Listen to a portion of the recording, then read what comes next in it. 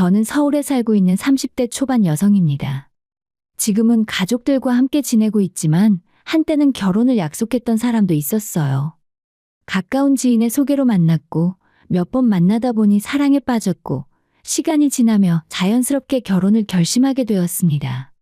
그 사람은 저보다 4살이 많았는데 저는 그를 오빠라고 부르며 편하게 지냈죠. 제가 27일 때 만나서 연애를 3년 했고 30이 되던 해에 프로포즈도 받았습니다. 지금에 와서 생각해보면 그 모든 시간이 참 따뜻하고 평화로웠습니다. 당연히 우리의 인연이 결혼까지 순조롭게 이어질 줄 알았죠. 그런데 결혼을 한 달 앞두고 믿을 수 없는 일이 벌어졌습니다. 남자친구에게는 제가 알지 못했던 첫사랑이 있었고 심지어 그 사람과 아직도 연락을 주고받고 있었던 겁니다. 그뿐 아니라 도저히 제 입장에서 용서할 수 없는 행동까지 했다는 사실을 알게 되었어요. 결혼이란 건 아이들의 소꿉장난이 아니잖아요. 그 사람은 저뿐 아니라 저희 가족의 진심마저도 우습게 알고 기만했습니다. 결국 저는 그에게 사람 마음을 가지고 장난치면 어떤 대가를 치르게 되는지 똑똑히 보여주었어요. 이번 일이 있기 전까지는 우리 사이가 나쁘지 않았습니다. 4살 차이라 궁합도 좋다고 했고 예비 시댁에서도 저를 참 좋아해 주셨죠. 처음 인사드렸던 날이 아직도 생생합니다. 아들한테 얘기 많이 들었는데 남녀가 4살 차이면 궁합도 안 본다더라. 어머님은 반갑게 맞아주셨고 저는 빈손으로 가기 민망해서 준비한 과일 바구니를 가져갔는데 고맙다며 잘 받아주셨어요. 첫 만남은 그렇게 훈훈하게 마무리됐습니다. 남자친구도 저희 부모님께 좋은 인상을 드렸고 양가 모두 큰 반대 없이 상견례까지 무사히 마쳤습니다. 결혼 얘기를 구체적으로 나누고 나니 그제서야 진짜 결혼이 다가온다는 실감이 나더라고요. 그는 참 다정한 사람이었어요. 배려심도 깊었고 처음 만났을 때부터 변함없는 모습으로 저를 대해 주었죠. 제가 싫어하는 술이나 담배는 멀리했고 운동을 좋아해서 자기 관리에도 철저했습니다. 회식 자리에서도 항상 절 먼저 생각했죠. 회식이 끝나면 2차는 가지 않고 일찍 집에 가겠다며 귀걸을 하면서 제게 전화를 걸어오던 사람이었고 시간이 늦었지만 보고 싶다며 집 앞으로 갈까 묻던 그 모습들이 아직도 기억에 남습니다. 늘 밤 11시 전엔 귀가했고 친구들 대부분이 결혼을 한 상태라 저와 단둘이 시간을 보내는 날이 많았죠. 반면 저는 친구들과 약속을 잡는 일이 잦았고 그럴 때면 그는 헬스장에서 운동을 하곤 했습니다. 한 번에 6개월씩 등록해두고 규칙적으로 운동하는 모습이 참 인상 깊었어요. 술을 마시며 시간을 보내는 대신 운동으로 자기 관리를 하는 그의 모습은 오히려 제가 배워야겠다는 생각이 들 정도였어요. 그는 정말 깔끔한 사람이기도 했습니다. 차를 타고 나가는 날이면 그의 차량 안은 먼지 하나 없이 정돈되어 있었습니다. 저 역시도 정리정돈을 좋아하는 편이었지만 그 사람은 한층 더 철저했죠. 청소기를 차에 두고 수시로 사용하는 모습에 감탄이 나올 정도였습니다. 오래된 차였지만 그의 손을 거치면 언제나 새 차처럼 느껴졌어요. 그런 사람이라서 결혼 이야기도 자연스럽게 흘러갔습니다. 집안 형편은 저희 쪽이 조금 나았지만 조건을 보고 만난 사이는 아니었고 두 사람 다 직장 생활을 하며 맞벌이를 할 계획이었기에 큰 문제는 없었습니다. 서로 좋아하는 마음이 컸기에 결혼 후에는 더 행복해질 수 있을 거라 믿었죠. 상견례를 마친 후 본격적으로 결혼 준비가 시작됐습니다. 결혼 날짜를 잡고 예식장을 알아보면서 실감이 더해지더라고요. 비싸고 화려한 장소보다는 하객분들이 오기 편한 역세권, 그리고 음식이 맛있는 곳을 우선으로 두고 천천히 골라 나갔습니다. 예식장 하나 정하는 데에도 생각보다 많은 시간이 걸렸지만 그조차도 마냥 즐거웠어요. 앞으로 살아가면서 웨딩홀을 이렇게까지 많이 둘러볼 일이 얼마나 있을까요? 그 시간을 함께 보내며 웃고 설레고 기대하던 기억들이 제겐 여전히 소중하게 남아 있습니다. 잘 들어갔어? 방금 도착했어. 오늘 많이 걸어서 그런가 다리가 좀 아프다. 그래도 재미있었잖아. 재미있었어. 웨딩홀을 보니까 나 오빠랑 빨리 결혼하고 싶어졌어. 준비할 게 왜 이렇게 많은 거야? 나도 그래. 오늘 많이 걸어서 피곤하긴 하다. 난 먼저 씻고 쉬어야겠어. 너도 오늘은 일찍 자. 어차피 결혼을 하기로 한 이상 하루라도 빨리 결혼하고 싶었어요. 하지만 예식장 말고도 챙겨야 할 게 참 많더라고요. 하지만 이미 저보다 먼저 결혼을 한 친구들 말로는 준비 과정이 나중엔 다 추억으로 남는다 하길래 기분 좋게 하나하나 해나갔습니다. 평일에는 회사에 출근하느라 바빴고 주말이면 남자친구와 함께 여기저기 예식장도 보고 스튜디오며 드레스며 부지런히 발품을 팔았어요. 그렇게 정신없이 시간이 흘렀고 결혼 준비는 어느덧 거의 마무리되어 갔습니다. 그리고 며칠 뒤 저는 남자친구에게 정식으로 프로포즈까지 받았어요. 솔직히 말하면 저는 그런 이벤트를 별로 좋아하지는 않았어요. 풍선의 꽃다발, 분위기 잡는 연출 같은 게 왠지 우리 사이에 어색하기만 했거든요. 그래서 결혼을 약속하고 난 뒤에도 프로포즈 안 해도 돼. 몰래 준비하지 마. 라고 몇 번이나 말했었죠. 하지만 그는 결국 작게나마 준비를 했더라고요. 오빠 뭐야? 우리 이런 거 안 하기로 했잖아. 그래도 결혼하는데 그냥 넘어갈 순 없잖아. 대신 비싼 건 준비 못했어. 내가 비싼 선물 바란 줄 알아? 그래도 고마워. 이거 다 직접 준비한 거야? 힘들었지만 사실 친구들도 좀 도와줬어. 그날 우리는 새끼손가락 걸고 약속했어요. 결혼 후에도 지금처럼 연애하는 기분으로 잘 살자고. 프로포즈까지 받고 나니 진짜 결혼하는구나 한 번 더 실감이 나더라고요. 그런데 준비 과정에서 가장 중요한 집 문제가 남아 있었어요. 남자친구는 처음부터 자기가 집을 마련하겠다고 했었죠. 저는 굳이 남자가 집을 해와야 한다고 생각하진 않았고 오히려 반반 부담하자고 제안했었습니다. 하지만 그 사람은 좋은 집은 아니어도 내 힘으로 마련하고 싶어. 그래야 남자로서 체면이 설 것 같아. 라고 하면서 고집을 부리더라고요. 결국 그의 사촌형이 외국으로 나가며 혼자 살던 빌라를 사게 넘기겠다는 얘기를 듣고 거기를 신혼집으로 정하자는 말을 하더군요. 위치는 다소 애매했고 제 입장에서 대중교통도 불편했지만 어찌됐던 둘 다 차가 있었고 상황이 여의치 않으면 않는 대로 일단 적응해 가자고 생각했습니다. 직접 집을 보러 갔을 때 내부는 아담하고 괜찮아 보였어요. 20평대지만 신혼 초에는 오히려 아늑해 보여서 나쁘지 않다고 느꼈어요. 그런데 부모님 생각은 달랐습니다. 빌라를 함께 보고 온 날에 아버지가 조심스럽게 말씀하시더군요. 집은 그냥 우리 쪽에서 하자. 아빠가 볼 때 그 집은 너무 오래됐고 주변 환경도 마음에 걸린다. 남자친구와 자세히 이야기를 나눠보니 그 집은 실제로 매매가 이루어진 것이 아니라 관리비만 내면서 잠시 살게 해주는 조건이었습니다. 말은 싸게 넘긴다고 하더니 실상은 명의 이전도 없이 사촌형이 외국에 있는 동안만 빌려주는 구조였죠. 언젠가 돌려줘야 하는 집이었고 제 입장에서 안정감이 없었습니다. 저는 차라리 대출을 받아서라도 다른 집을 알아보자고 남자친구에게 말했고 저도 집 마련에 돈을 보태겠다고 했어요. 하지만 남자친구는 대출 없이 잠시 그 집에서 살고 돈을 모아 나중에 전세로 나가는 게 낫다는 입장이었죠. 사실 그의 말도 일리는 있었습니다. 그래서 저희 생각을 부모님께 말씀을 드렸지만 부모님의 생각은 단호하셨습니다. 어차피 너한테 줄 집이야. 지금 그냥 받는 셈 치고 들어가 살아라.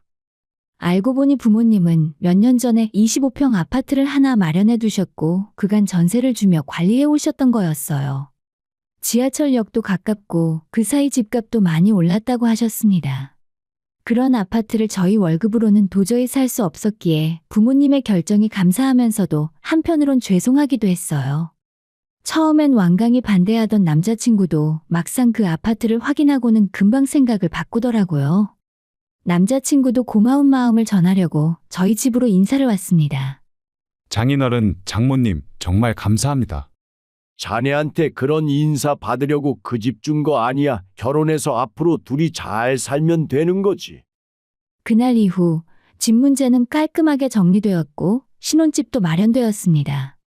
그리고 남자친구는 자기가 모은 돈 중 일부를 저에게 주며 앞으로 열심히 잘 살아보자고 말했어요. 그런데 이상하게도 그때부터 무언가 달라지기 시작했습니다. 평소에는 친구들과 거의 만나지도 않던 남자친구가 이상하게도 약속이 많다는 핑계를 대기 시작했죠.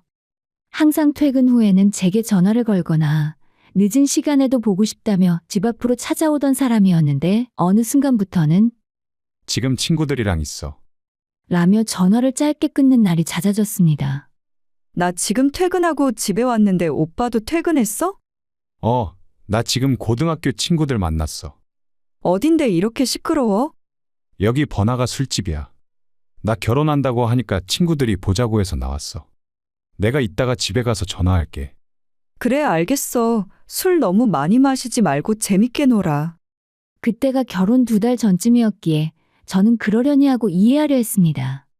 준비할 것도 많고 정신없는 시기였으니까요.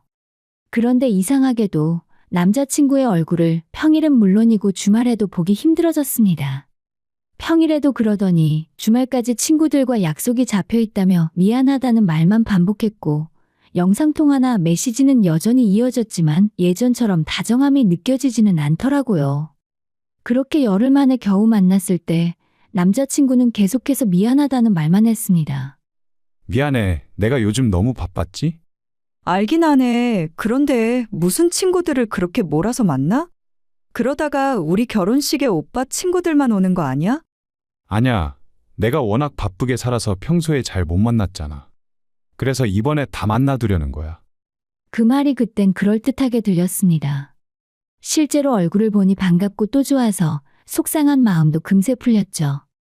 그리고 얼마 뒤 청첩장이 나왔고 저는 친구들과 회사 동료들에게 직접 전달하기 위해 약속을 잡았습니다.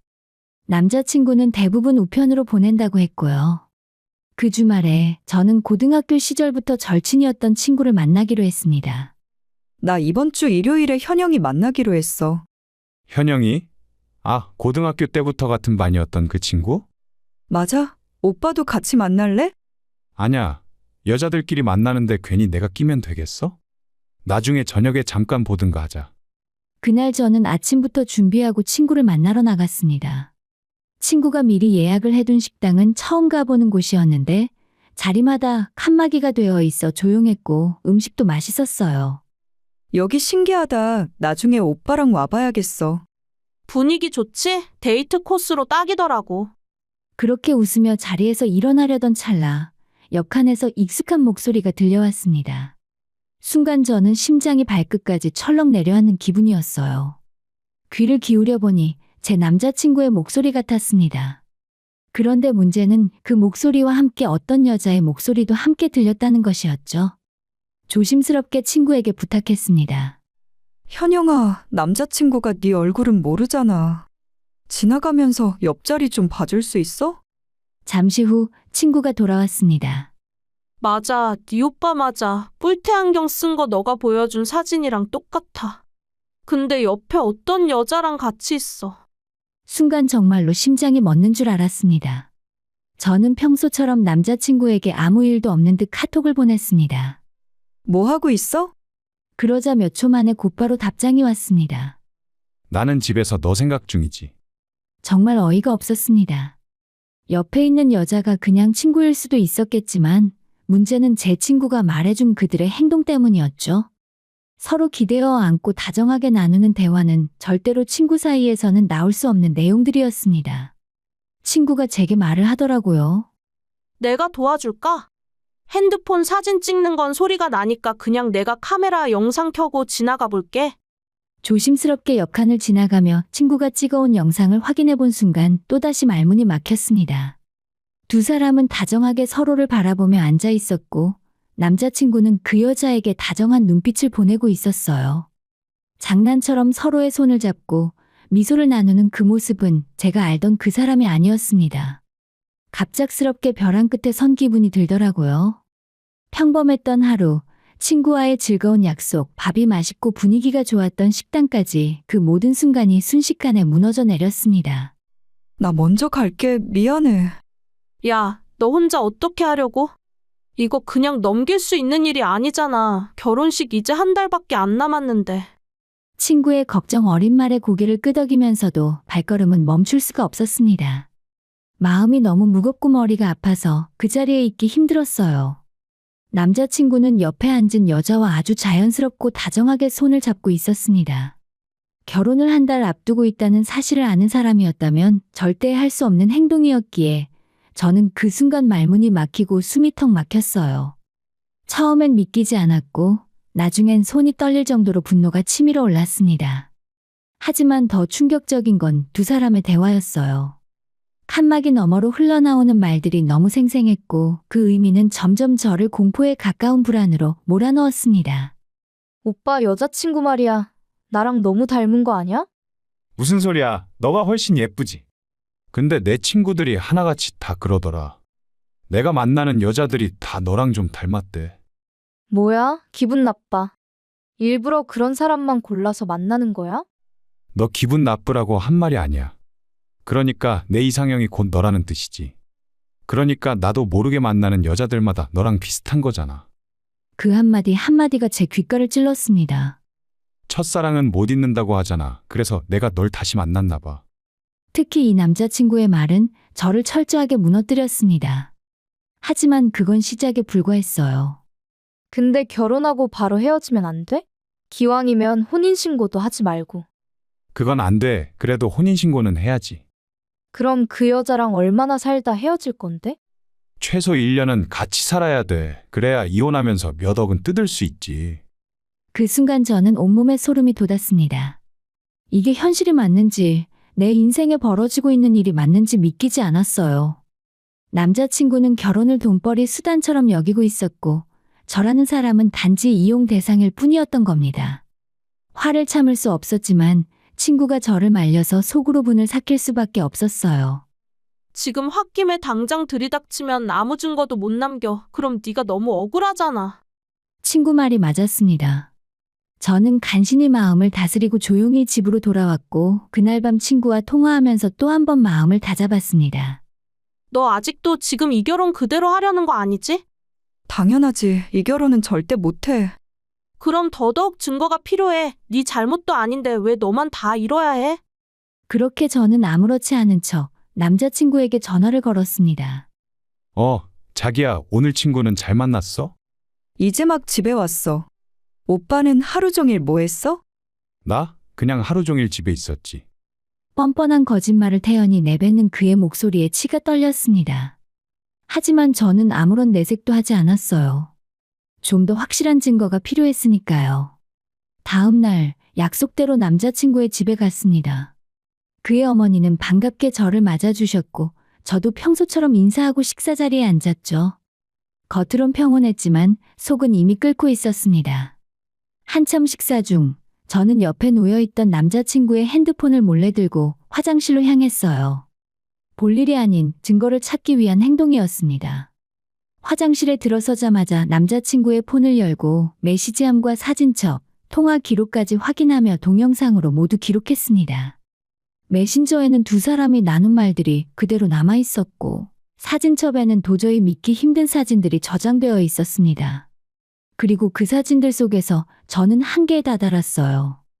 두 사람은 하루 이틀 알고 지낸 것이 아닌 생각보다 끈적하고 깊은 사이였습니다. 첫사랑이라는 그 여자는 남자친구와 이미 넘지 말아야 할 선까지 넘은 상태였고 저는 그 사실을 사진으로 확인해야 했습니다. 자기야, 화장실 안에서 뭐해? 갑자기 속이 안 좋아서 곧 나갈게. 최대한 아무렇지 않게 행동하려 했지만 제 목소리가 떨렸습니다.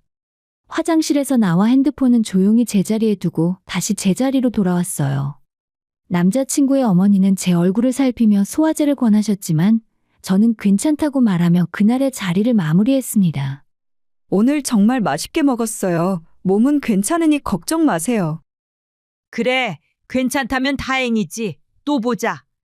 그렇게 저는 주차장으로 나왔고 남자친구가 손을 잡으려 하자 무의식적으로 뿌리쳤습니다. 갑자기 왜 그래? 별일 아니야. 그냥 몸이 좀 안 좋아서 그래. 나 바로 집에 가볼게. 이따가 연락할게. 그날 밤 집에 돌아와 침대에 앉아서 남자친구의 핸드폰에서 옮긴 사진과 영상을 다시 보았습니다. 한 장 한 장 넘기며 터져나오는 울분과 눈물은 멈출 수 없더라고요. 그 모든 장면이 저를 무너뜨리고 또다시 현실로 끌어냈습니다. 저와 결혼을 준비하던 그 사람. 한 집에서 미래를 꿈꾸던 그 사람. 그 사람의 진짜 얼굴은 내가 사랑했던 사람이 아니었습니다. 제가 분노할 수밖에 없었던 이유는 단순히 바람을 피웠기 때문만이 아니었습니다. 결혼을 앞두고 저와 함께 미래를 계획하던 사람이 그 뒤로는 저에게서 돈을 뜯어낼 계획을 세우고 있었다는 사실 때문이었죠. 사랑이라는 달콤한 말로 포장된 그 모든 순간들이 전부 계산된 거짓이었다는 걸 알게 된 순간 모든 게 무너졌습니다. 그가 그렇게도 못 잊겠다던 사람이 있다면 저는 굳이 그 인연을 막을 생각도 없었어요. 그래서 시간 끌 이유도 없다고 판단했고 바로 다음 날 퇴근 후 연락도 없이 그의 집을 찾아갔습니다. 너가 이 시간에 연락도 없이 웬일이니? 어머님, 제가 오늘 꼭 드릴 말씀이 있어서요. 그래, 들어와. 아들은 방금 퇴근해서 씻고 있어. 너 저녁은 먹었니? 아니요, 그냥 퇴근하자마자 와서 지금은 생각도 없네요. 식사를 챙겨주시겠다는 어머님의 따뜻한 말에도 저는 미소 한 번 짓지 못했습니다. 남자친구는 씻으러 들어갔는지 핸드폰이 거실 소파 위에 있었고 저는 이 사태의 마지막 클라이막스를 위해 남자친구의 핸드폰으로 어딘가 연락을 보냈습니다. 한참 뒤 남자친구가 씻고 방에서 나왔고 저는 식구에게 말했어요. 어머님, 아버님, 우리 얘기 좀 해요. 엄청 중요한 얘기예요. 거실 소파에 모두 모였습니다. 저는 천천히 말을 꺼냈습니다. 저 사실 부모님께 신혼집을 안 받기로 했어요. 뭐? 갑자기 그게 무슨 소리야? 생각해보니까 필요 없을 것 같아서요. 자기야, 무슨 일 있어? 어제까진 아무런 말도 없었잖아. 모두들 당황한 얼굴이었습니다. 특히 남자친구의 아버지는 결혼이 장난도 아니고 이제 와서 집을 안 한다고 하면 어쩌자는 거냐? 불쾌한 기색을 감추지 않았어요. 그리고 저는 침착하게 말을 이어나갔습니다. 아버님, 말씀 한번 잘하셨어요. 결혼은 장난 아니죠. 그래서 저도 이 결혼 안 하려고요. 뭐라고? 너 지금 무슨 소리를 하는 거야? 오빠한테 저 말고 따로 결혼하고 싶은 여자가 있는 것 같아서요. 순간 거실이 얼어붙었습니다. 남자친구는 무슨 여자냐며 어이없다는 듯 말했지만 그 말이 끝나기도 전에 초인종이 울렸습니다. 제가 나가서 문을 열자 예상대로 그 여자가 서 있었어요. 남자친구의 첫사랑이었고 그날 제가 삼자 대면을 위해 직접 초대했었죠. 모든 사람들이 진실을 마주하게 하기 위해 불러낸 사람이었습니다. 어서 오세요. 그래도 딱 시간 맞춰 오셨네요. 너가 여기를 왜 찾아왔어? 어머님, 아버님, 제가 아까 말씀드렸던 오빠가 너무 결혼하고 싶어 한다던 바로 그 여자분이에요. 그제야 남자친구는 상황이 이상하다는 걸 알아차렸고 자기 핸드폰을 찾기 시작했습니다. 그리고 그 사람은 다급한 목소리로 말했죠. 내가 언제 그 여자를 오라고 했다고? 오빠가 아까 나한테 톡 보냈잖아. 집에 아무도 없으니까 빨리 오라고. 다들 어처구니가 없어 말을 끝까지 잇지 못하고 있었고 그 혼란의 한복판에서 저는 조용히 입을 열었습니다. 사실 그 메시지 제가 보냈어요. 그쪽이 오늘 여길 와주셔야 진실을 마주할 수 있을 것 같았거든요. 그때부터 거실은 폭풍이 몰아친 듯한 분위기가 되었습니다. 남자친구의 부모님도 모든 상황을 다 파악한 듯 아무 말 없이 조용히 앉아 있었고 남자친구 혼자 억울한 척하며 말했습니다. 그냥 우연히 길을 걷다가 마주친 거야. 그래서 반가워서 연락 몇 번 한 거고. 나 얼마 안 있으면 결혼한다고 미리 말도 했어. 남자친구의 그 말에 그 여자가 차분히 말했습니다. 아니요, 오빠가 먼저 저한테 연락했어요. 결혼 앞두고 마음이 복잡하다면서요. 그리고 제 입에서는 결정적인 폭탄이 떨어졌습니다. 똑바로 이야기해요. 내가 오빠랑 결혼하면 돈 뜯어내고 이혼해서 당신들 둘이 살자고 했잖아요. 그 말 한마디에 거실은 숨소리 하나 들리지 않을 만큼 조용해졌습니다. 남자친구는 곧바로 저를 향해 소리를 질렀습니다. 말 조심해. 너 지금 그게 무슨 말이야? 저는 담담하게 말했습니다. 내가 다 들었어. 며칠 전 두 사람이 식당에서 이야기 나누는 거. 이미 녹음도 했고 동영상까지 있어. 그게 오빠의 진심이었어? 그 순간 남자친구의 얼굴에서 핏기가 싹 가셨습니다. 그리고 이 사태를 지켜보다 못한 그의 어머니가 조용히 입을 열었어요. 너 정말 이렇게까지 해야 했어? 남자친구의 첫사랑이란 그 사람은 울먹이며 말했습니다. 난 진짜 몰랐어요. 그냥 이 사람이 먼저 연락했고 결혼하기 전에 잠깐 불장난하는 건 줄 알았다고요. 남자친구는 화를 내고 그 여자는 울먹거리는 상황 속에서 저는 마지막 마무리를 위해 제 핸드폰에 옮겨놓은 사진과 동영상들을 남자친구의 부모님께 보여드렸죠. 이게 대체 뭐냐? 세상에, 이 사진이 언제적이야? 바로 지난달이에요. 여기 보시면 날짜도 있잖아요. 남자친구 어머니는 사진을 보며 혀를 내둘렀고 아버지는 자리에서 벌떡 일어나 이 자식이 미쳤구나 미쳤어. 라며 소리쳤습니다. 도대체 둘이 무슨 사이야? 이게 무슨 짓이냐? 남자친구의 어머니는 뒷목을 잡고 그대로 소파에 주저앉았습니다. 아버지 역시 얼굴이 벌겋게 달아올라 더 이상 아무 말도 하지 못했죠. 그리고 그 자리를 마지막으로 저는 파혼을 공식 통보하고 집을 나왔습니다. 이전에 남자친구가 다른 여자를 만났다는 사실을 알았을 때도, 그 여자가 다름 아닌 첫사랑이라는 사실을 알았을 때도, 심지어 제게서 돈을 뜯어내려 했다는 말을 들었을 때도 눈물이 나진 않았어요. 하지만 그날 밤 집으로 돌아오는 길에 터져나오는 눈물은 멈출 줄을 몰랐습니다. 그 사람을 진짜 좋아했기 때문에 결혼하고 싶었던 제 마음은 처음부터 진심이었거든요. 하지만 사람의 진심이 이렇게까지 철저히 짓밟힐 수 있다는 걸 처음 알았습니다. 집에 돌아와 저희 부모님께 이 모든 사실을 말씀드렸을 때 두 분 모두 적잖은 충격을 받으셨어요. 아버지는 차라리 결혼하기 전에 이 모든 사실을 알아서 다행이라며 도리어 제 마음이 걱정된다고 하셨죠. 네가 받았을 충격이 더 클 텐데 이젠 잊고 마음 다잡자. 사람 잘못 만난 거야. 하지만 저는 그냥 조용히 이대로 끝내고 싶지 않았습니다. 오히려 이왕이면 끝까지 가겠다는 생각이 들었어요. 결혼 준비에 들어간 비용과 위자료, 그리고 양가 가족들에게 입힌 정신적 피해까지 잘못을 저지른 인간이 책임을 지게 해야겠다는 결심을 했으니까요.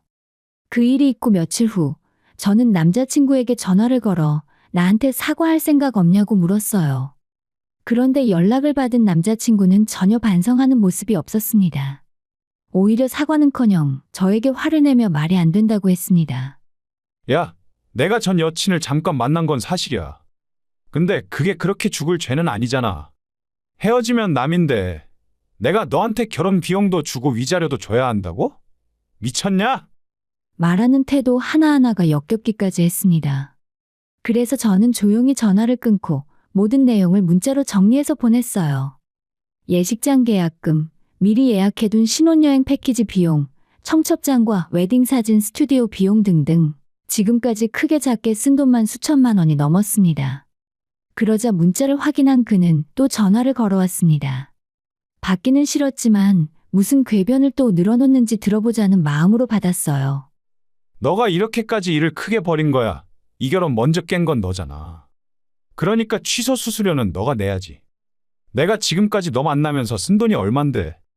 내 차로 데이트하고 기름값도 다 내가 냈고 너한테 선물 사준 것도 다 기록에 있어. 프로포즈에 쓴 돈도 다 내가 너한테 쓴 거야. 그 말을 들으며 저는 정말 어이가 없었습니다. 기름값 누가 보면 나한테 명품이라도 사준 줄 알겠네. 기억나는 선물 하나도 없어. 그는 자기 말이 안 통하자 마지막엔 어디 누가 이기나 해보자. 전화를 끊었습니다. 하지만 저는 벌써 결과를 알고 있었죠. 이건 누가 봐도 제가 이기는 싸움이었습니다. 며칠 뒤 남자친구에게서 다시 전화가 걸려왔어요.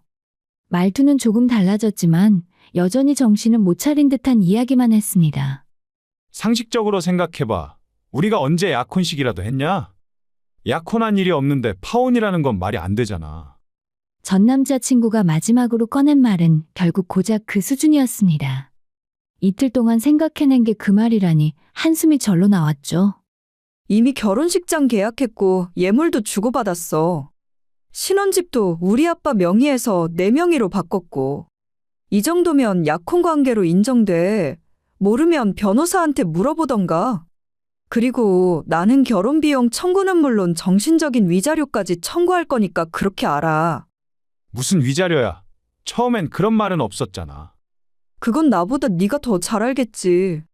너가 그 여자랑 뭐라고 다녔는지 입장 바꿔서 내가 너처럼 그랬다고 해봐. 너는 충격 안 받았겠어? 그렇게 저는 예정대로 파혼 소송을 진행했습니다. 결혼 준비를 하며 들어간 비용 내역은 전부 영수증과 계좌 이체 내역이 있었기 때문에 명확했고 법원은 당연히 모든 책임을 남자친구에게 묻는 판결을 내렸어요. 처음부터 끝까지 자기만 아는 이기적인 사람이었고 마지막까지 한치도 달라지지 않았습니다. 만약 단순히 서로 마음이 식어서 헤어진 것이라면 저도 굳이 이런 싸움을 하지는 않았을 거예요. 하지만 그는 바람을 피웠고 저를 이용해 돈까지 뜯어낼 계획을 세웠습니다. 이건 결코 그냥 넘어갈 문제가 아니었어요. 결과적으로 저는 결혼 준비 비용은 물론이고 예물 반환까지 판결을 받았고 정신적 피해에 대한 위자료 1,500만 원도 인정받았습니다. 하지만 고작 그런 돈의 문제가 아니었어요. 법원이 제 손을 들어준 그 판결 하나만으로도 억울함이 조금은 사라지는 기분이었죠. 그는 위자료까지 예상하지 못했는지 갑자기 태도를 바꾸며 다시 연락을 해왔습니다. 일단 우리 만나서 얘기 좀 하자. 아니, 우리 사이는 이미 끝났잖아. 판결대로 진행하고 나한테 연락은 그만해. 우리가 이렇게 쉽게 끝날 사이야? 나 너한테 정말 진심이었어. 진심인데도 그런 짓을 했으면 내 입장에서는 더 무섭지. 나는 하늘이 도운 거라고 생각해. 너랑 결혼했으면 얼마나 끔찍했을지 상상만 해도 소름 돋아. 또 전화하려면 위자료 입금하고 해. 며칠 후 남자친구의 부모님이 저희 부모님께 찾아와 정중히 사과하셨습니다. 저희가 자식을 잘못 키웠습니다. 눈물까지 보이며 고개를 숙이셨을 때 저는 그분들을 원망하지 않았어요.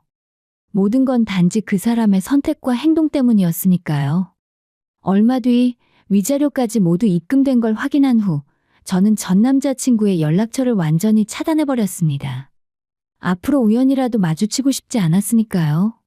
저는 한번 파혼했다고 해서 인생이 끝났다고 생각하지 않았습니다. 울고불고 하기보단 빨리 잊고 털어내기 위해 노력하며 아무 일 없었던 사람처럼 지냈어요. 시간이 지나면서 주변에서 제가 파혼한 것에 대해 안 좋게 말하는 사람도 있었습니다. 하지만 그런 말에 휘둘리지 않았어요.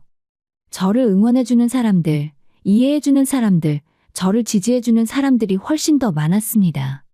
지금은 누구를 다시 만나 연애를 하거나 결혼하고 싶은 생각은 없습니다. 그저 가족들과 따뜻한 시간을 보내고 일하며 스스로에게 충실한 지금이 저는 참 좋더라고요. 언젠가 정말 좋은 사람을 만나게 된다면 그때 다시 생각이 바뀔 수도 있겠지만 지금은 이대로도 충분합니다.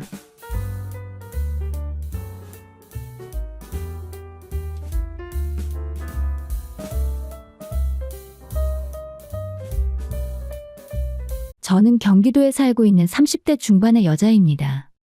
제 나이가 나이인지라 주변에 많은 친구들이 시집을 갔고 그런 모습을 보면서 알게 모르게 불안감과 초조함을 많이 느끼고 있었나 봐요.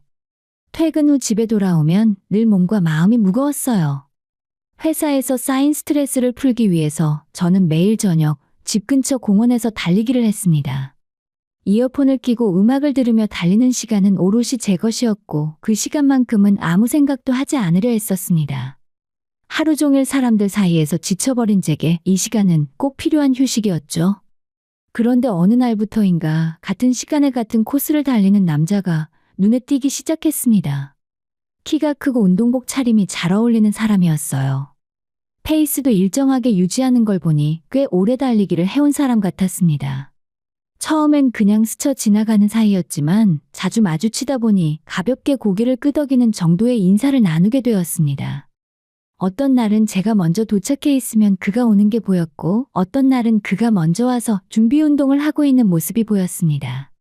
그렇게 몇 주가 지난 어느 날 갑자기 소나기가 쏟아졌어요. 날씨가 흐리긴 했지만 설마 비가 올 줄은 몰랐던 터라 저는 준비 없이 나왔던 상태였습니다. 저는 황급히 공원 한쪽에 있는 정자로 뛰어들었고 그 남자도 같은 곳으로 피신했습니다. 빗소리만 들리는 어색한 침묵이 흘렀고 그가 먼저 말을 걸었습니다. 요즘 매일 뵙는 것 같은데 여기 자주 오세요? 네, 퇴근하고 거의 매일 와요. 스트레스 풀려고요. 저도요. 저도 회사 다니는데 운동 안 하면 몸이 찌뿌둥해서 못 견디겠더라고요. 하루 종일 앉아서 일하다 보니까요. 저도 그래요. 사무직이라 이제는 정말 운동 안 하면 안 되겠더라고요. 그렇게 자연스럽게 대화가 이어졌습니다. 우리는 같은 동네에 살고 나이도 똑같은 동갑이었어요. 그는 IT 회사에 다니고 있었고 저는 일반 기업 마케팅팀에서 일하고 있다고 소개했습니다. 공통 관심사가 생기니 말문이 트였고 비가 그칠 때까지 이런저런 이야기를 나눴습니다. 그는 생각보다 말이 편한 사람이었고 농담도 적절히 섞어가며 대화를 이끌어갔어요.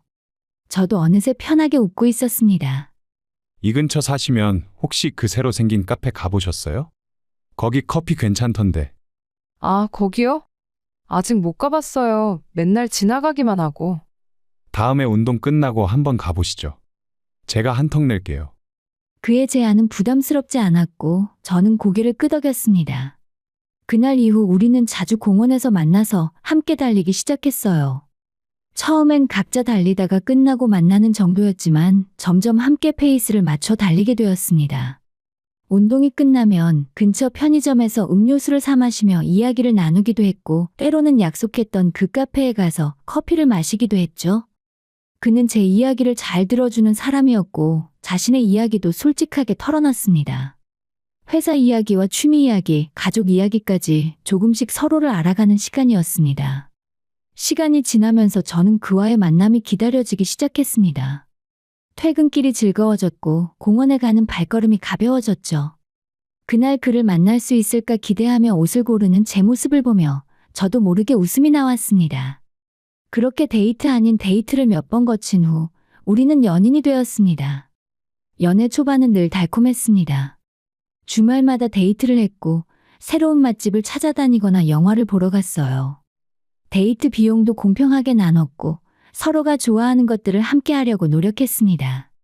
그는 늘 성실했고 약속도 잘 지켰어요. 연락도 꾸준히 했고 제 일상에 관심을 가져주었습니다. 다만 한 가지, 그가 유독 돈에 대해서는 신중하고 절약을 강조한다는 점만 조금 특이했어요. 비싼 레스토랑보다는 가성비 좋은 식당을 선호했고 브랜드 제품보다는 실용성을 따졌습니다. 선물도 화려한 것보다는 실속 있는 것을 골랐어요. 하지만 그때는 그게 단점이 될 거라곤 생각지 못했습니다. 오히려 알뜰하고 현실적인 사람이라고 생각했고 사랑하는 사람의 작은 습관 정도로만 여겼을 뿐입니다. 그게 나중에 얼마나 큰 문제가 될지 그때 저는 전혀 몰랐어요. 연애가 6개월을 넘어가면서 남자친구의 절약 성향은 점점 더 구체적으로 드러나기 시작했습니다. 처음엔 그저 알뜰한 사람이라고만 생각했는데 시간이 지날수록 그의 기준이 제 생각보다 훨씬 엄격하다는 걸 알게 되었어요. 어느 날 제가 친구에게 추천받은 유명 맛집 이야기를 꺼냈을 때였습니다. 여기 진짜 맛있대. 친구가 데이트하러 갔다가 완전 감동했다고 하던데 우리도 한번 가볼까? 어디? 어디 한번 볼까? 그는 제 휴대폰 화면을 들여다보더니 바로 표정이 굳어졌습니다. 여기 1인분에 이 가격이야? 그리고 보니까 양도 적다고 리뷰에 나와 있네. 이 돈이면 훨씬 푸짐하게 먹을 수 있는 데가 많은데. 그래도 분위기도 좋고 맛도 좋다잖아. 가끔 이런 데도 가보는 거지. 글쎄, 난 솔직히 이해가 안 돼. 분위기 좋은 게 배를 채워주는 것도 아니고 그냥 인테리어가 포함된 거잖아. 그의 말에 저는 더 이상 말을 잇지 못했습니다.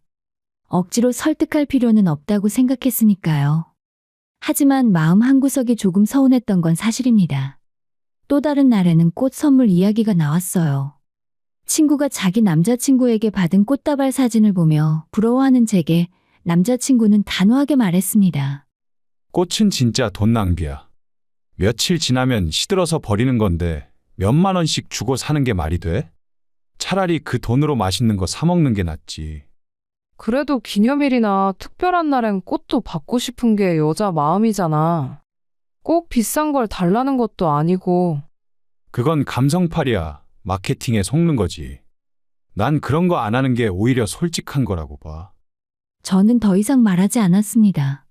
사실 꽃 한 송이가 갖고 싶다기보다는 제 마음을 이해해주지 않는 것 같아서 마음이 쓰였어요.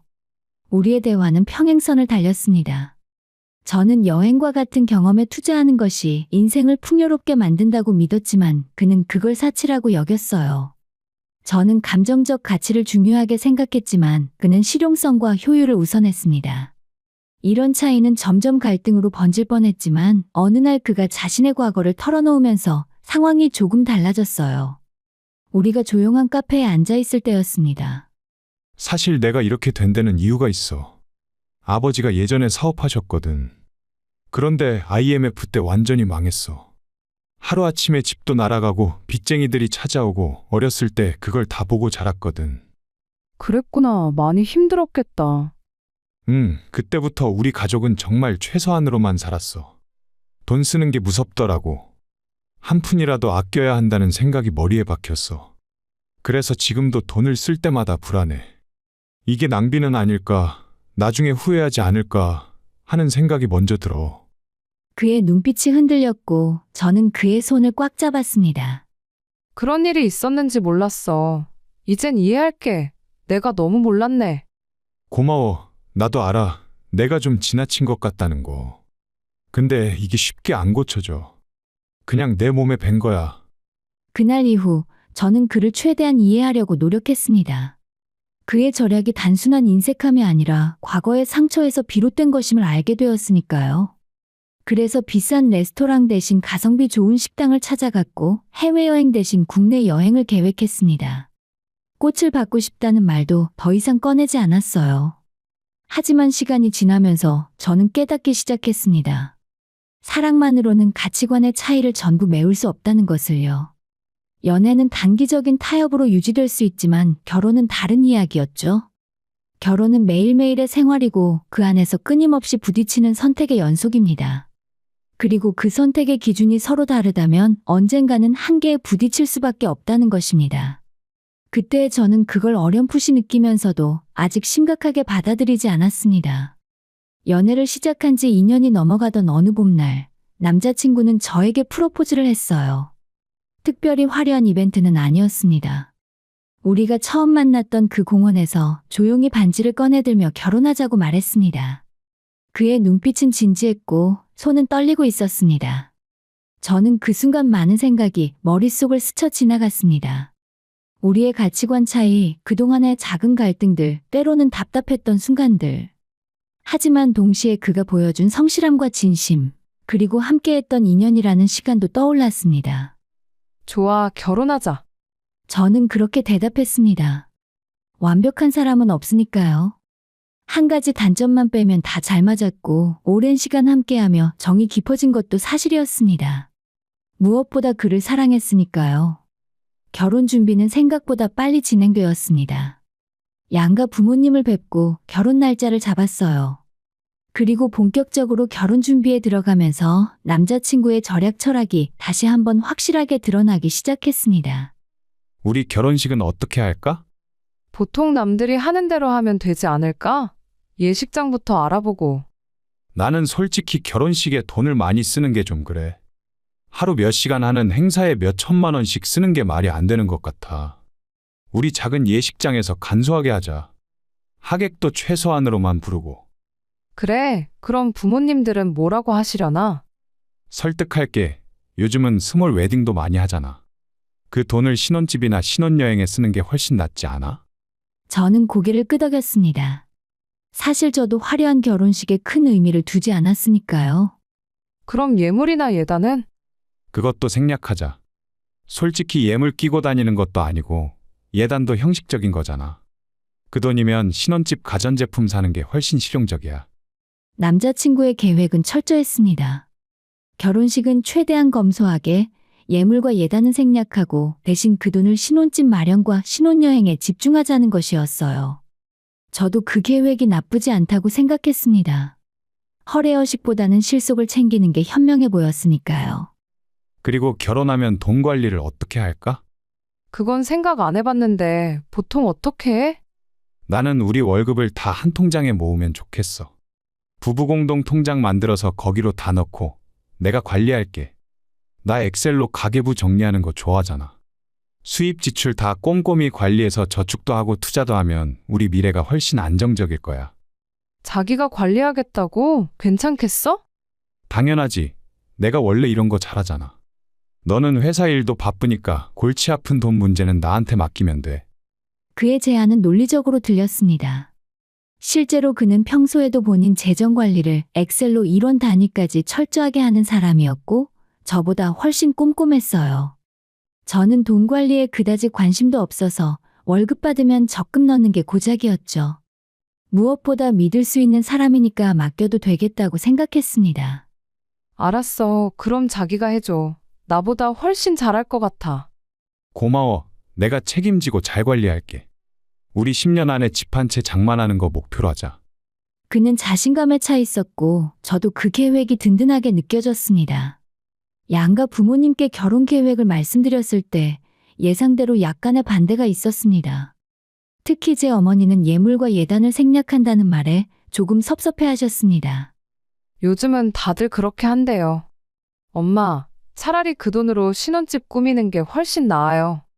그래도 예물 정도는 해야 하는 거 아니니? 괜찮아요. 저희 둘 다 동의한 거예요. 실속을 챙기는 게 더 좋잖아요. 결국 부모님들도 우리의 결정을 존중해 주셨습니다. 예비 시부모님은 오히려 만족스러워 하시는 것 같았어요. 예비 시어머니는 제게 이렇게 말씀하셨습니다. 요즘 젊은 친구들이 결혼 준비하면서 쓸데없이 돈만 많이 쓰는데 너는 알뜰하고 좋아. 그 말을 들으며 저는 뿌듯했습니다. 시어머니께 좋은 인상을 남긴 것 같았으니까요. 결혼 준비는 순조롭게 진행되었습니다. 작은 예식장을 예약했고 신혼집도 알아보기 시작했어요. 신혼여행지도 미리 결정했습니다. 남자친구의 주장대로 유럽이나 미주 대신 동남아시아로 정하면서 비용을 절약했고 날씨도 좋고 휴양지로도 좋다는 이유도 있었어요. 모든 게 계획대로 흘러가고 있었기 때문에 저는 행복했습니다. 곧 결혼을 하고 새로운 가정을 꾸리게 된다는 사실이 설렜어요. 남자친구도 평소보다 더 다정했고 결혼 준비를 하나씩 챙기는 모습이 든든했습니다. 하지만 그때의 저는 몰랐어요. 이 모든 계획 뒤에 숨겨진 또 다른 의도가 있다는 것을요. 부부공동통장이라는 이름 아래 제 월급을 관리하겠다는 그 제안이 얼마나 치밀한 계산에서 나온 것인지를요. 그리고 곧 있을 신혼집 방문에서 제 인생을 뒤흔들 충격적인 진실을 마주하게 될 거라는 것을 말입니다. 그때의 저는 그저 사랑하는 사람과의 미래를 꿈꾸며 순진하게 웃고 있었을 뿐입니다. 결혼식을 2달 앞둔 어느 주말, 예비 남편은 신혼집을 보러 가자고 했어요. 그런데 그날따라 예비 시어머니도 함께 가신다고 하셨습니다. 어머니도 같이 가신대. 괜찮지? 어머니가 집 보는 눈이 있으셔서 같이 보면 도움이 될 것 같아. 그래, 시어머니 의견도 들어보면 좋지. 저는 별 생각 없이 동의했습니다. 오히려 경험 많으신 어른이 함께 가시면 놓치는 부분을 짚어주실 수도 있을 거라 생각했어요. 우리는 경기도 광주 쪽의 신축급 아파트 단지 몇 곳을 돌아보기로 했습니다.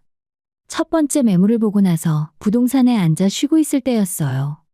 부동산 중개인이 태블릿을 보다가 갑자기 말했습니다. 마침 방금 급매물 하나 들어왔네요. 여기서 차로 10분 거리인데 시세보다 5천만 원은 싸게 나왔어요. 33평형인데 관심 있으세요? 33평이요? 저희는 그 정도는 필요 없을 것 같은데요. 제가 말하려는 순간 예비 시어머니가 끼어드셨습니다. 어머, 어디 한번 볼까요? 33평이면 괜찮은데 위치가 어디예요? 여긴데 역세권이고 꽤 학군도 좋은 곳이에요. 원래 5억인데 급하게 처분하려는 거라 4억 5천에 내놨대요. 그럼 한번 가봅시다. 보기만 하는 건데 뭐. 예비 시어머니의 적극적인 반응에 저는 조금 의아했지만 그냥 따라 나섰습니다. 남자친구도 별다른 말 없이 차에 올랐어요. 그 아파트에 도착했을 때 확실히 입지가 좋았습니다. 역에서 가깝고 주변에 학교와 마트, 병원 등 편의시설이 잘 갖춰져 있었어요. 집 내부도 깔끔했고 채광도 좋았습니다. 여기 정말 좋네요. 근데 우리한테는 너무 큰 것 같아요. 제가 말하자 예비 시어머니가 웃으며 말씀하셨습니다. 아니야, 아이 낳으면 방 여러 개 필요해. 그리고 이 가격이면 정말 싼 거야. 이런 기회 흔치 않아. 그때 남자친구가 갑자기 말했습니다. 엄마, 그럼 여기를 엄마 집으로 하시는 게 어때요? 갑자기 무슨 소리야? 저는 깜짝 놀라 남자친구를 쳐다봤습니다. 예비 시어머니는 저의 반응을 힐끗 보시더니 놀란 척 말씀하셨습니다. 어머, 갑자기 무슨 소리야? 우리 집은 괜찮아. 아니에요. 원래 제가 부모님 집 사드리기로 했잖아요. 어머니 아버지 사시는 데가 너무 오래돼서 불편하시잖아요. 이 기회에 여기로 옮기시면 좋을 것 같아요. 저는 그제야 상황을 이해하기 시작했어요. 남자친구가 부모님께 집을 사드릴 계획이 있었다는 것을요. 하지만 그건 처음 듣는 이야기였습니다. 잠깐, 그 얘기는 나한테 한 적 없는데? 아, 미안, 깜빡했어. 원래 결혼 전에 부모님 집을 마련해 드리려고 했거든. 너한테 미리 말했어야 했는데. 그런데 이 집을 어떻게 사드린다는 거야? 우리 신혼집도 대출받아야 하는 상황인데. 걱정 마, 대출은 내 명의로 받을 거고 대출금도 내가 갚을 거야. 너 돈은 하나도 안 들어가. 그 말을 남자친구 어머니도 거들었습니다. 미안해. 우리 애가 미리 말을 했어야 했는데.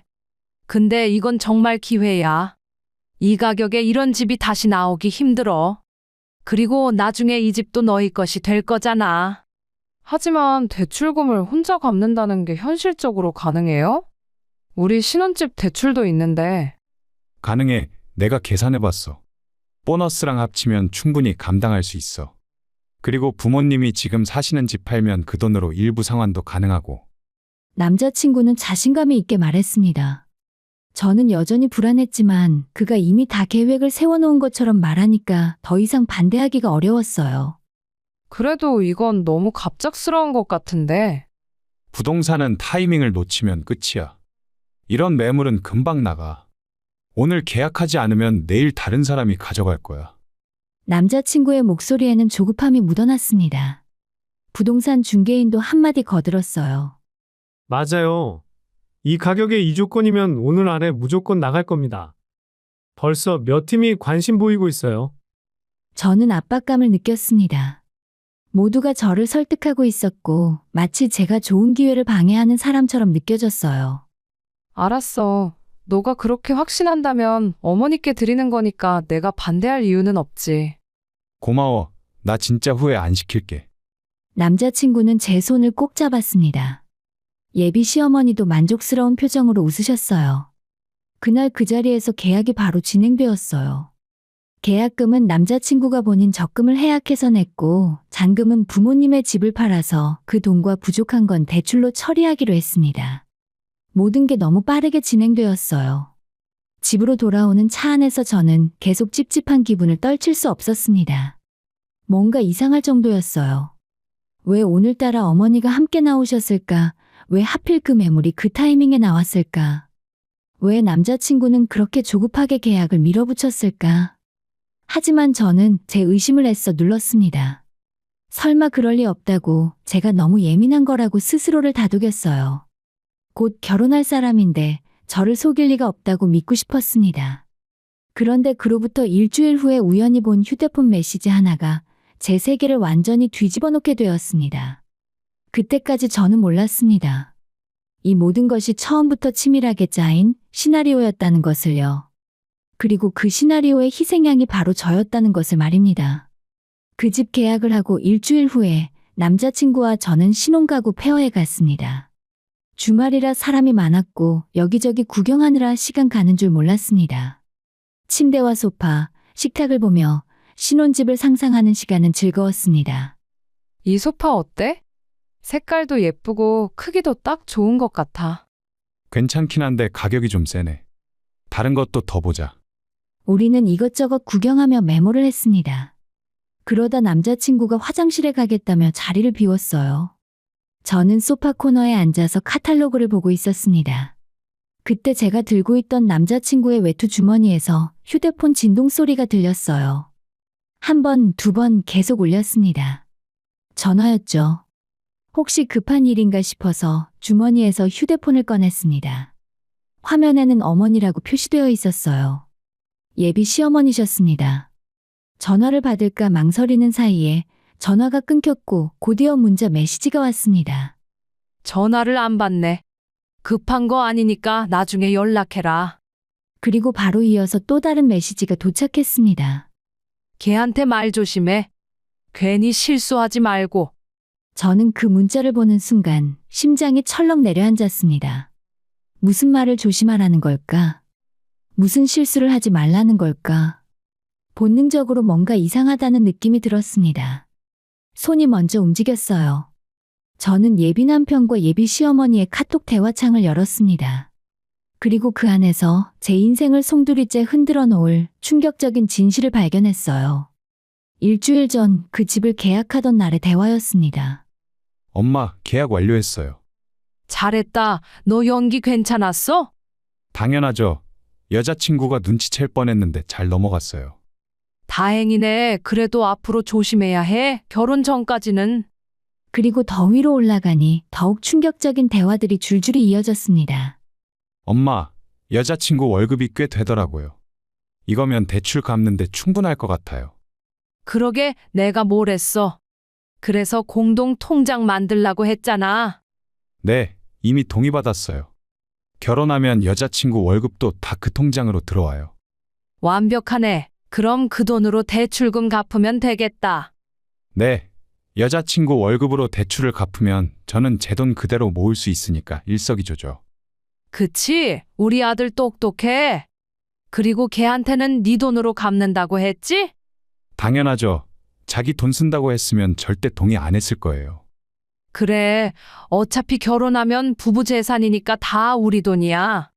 더 위로 올라가니 아예 그 집 계약을 계획하던 대화까지 나왔습니다. 엄마, 부동산한테 얘기했어요. 우리가 보러 가는 날 마침 좋은 급매물이 나온 것처럼 연출해달라고요. 그래? 얼마 줬어? 50만 원 줬어요. 자연스럽게 해준대요. 좋아. 그럼 나도 그날 같이 가서 놀란 척 연기 잘할게. 우리 아들 생각이 기특해. 엄마가 도와주셔야 여자친구도 믿어요.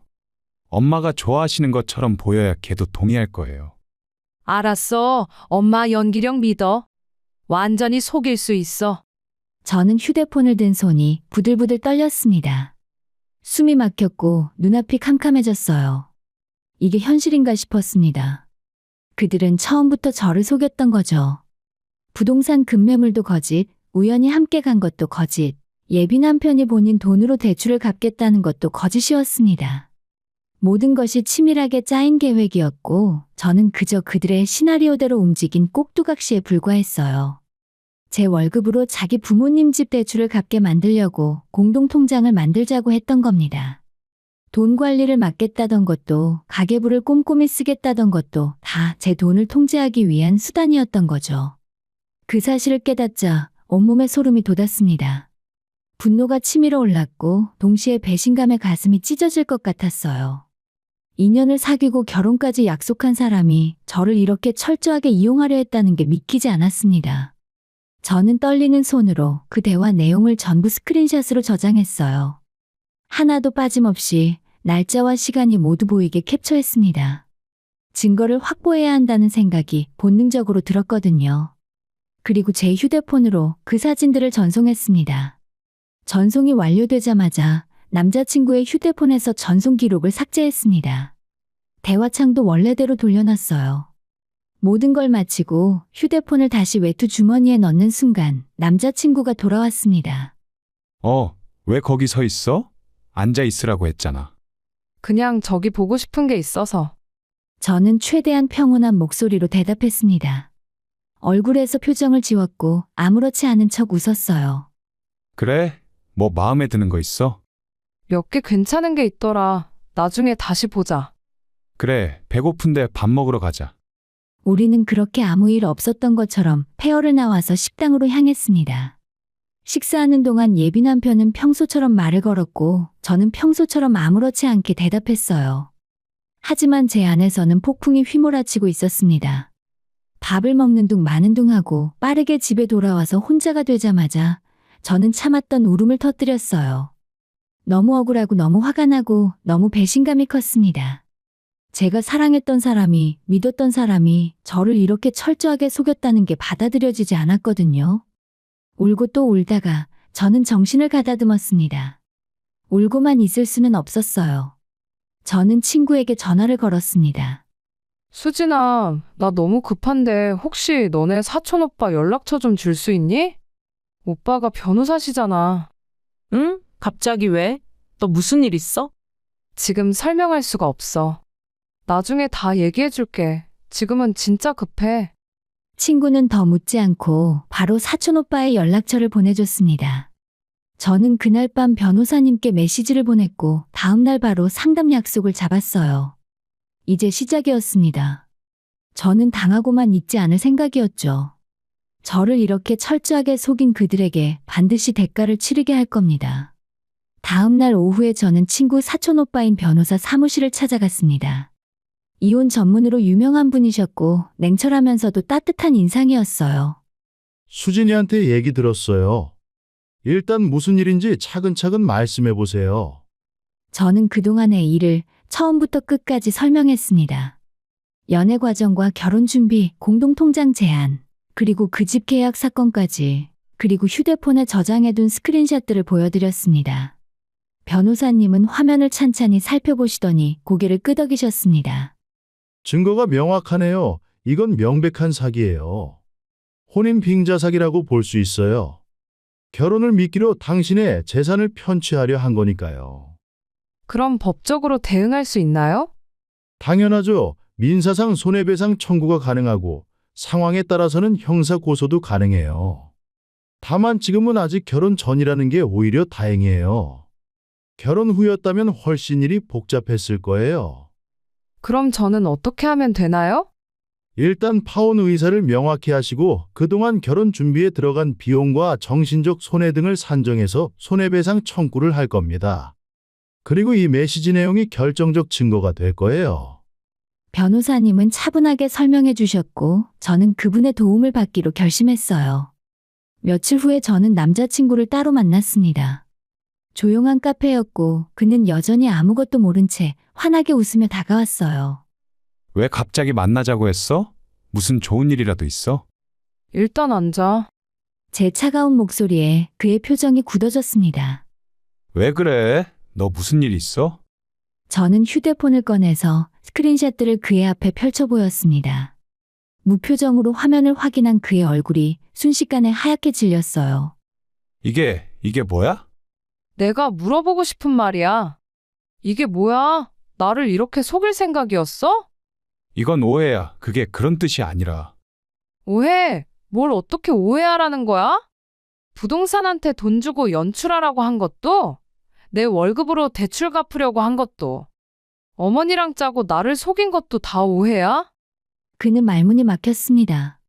변명할 여지가 없었습니다. 진정해. 내 말 좀 들어봐. 나는 그냥 우리 미래를 위해서. 너의 미래지 내 미래가 아니잖아. 네 계획에서 나는 그저 돈이나 벌어다 줄 도구였던 거잖아. 아니야.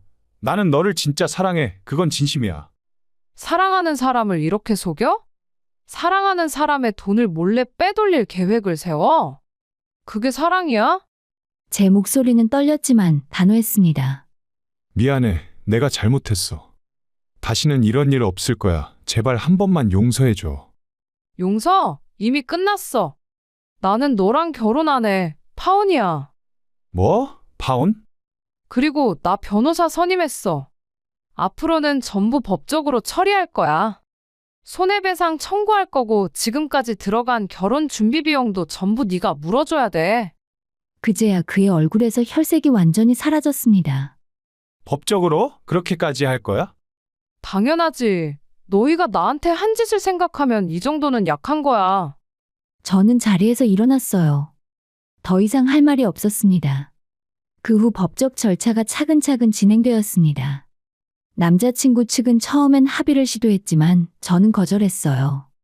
결국 재판까지 갔고 제가 확보한 증거들은 결정적이었습니다.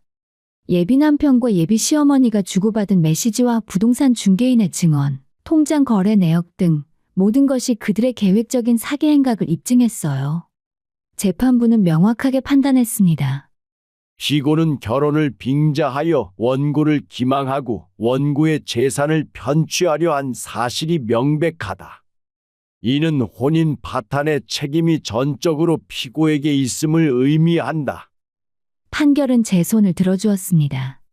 남자친구는 위자료와 손해배상금, 결혼 준비 비용, 그리고 제 변호사 비용까지 합쳐서 총 6천만 원을 배상하라는 판결을 받았습니다. 판결문을 받아든 남자친구와 그의 어머니는 법정 복도에 주저앉아 통곡했어요. 평생 절약을 입에 달고 살던 사람이 한순간에 빚을 지게 된 겁니다. 예비 시어머니도 함께 와 있었는데 그녀 역시 창백한 얼굴로 아들을 붙잡고 울고 있었어요. 그 모습을 보면서 저는 복잡한 감정을 느꼈습니다. 통쾌하기도 했지만 동시에 허무했어요.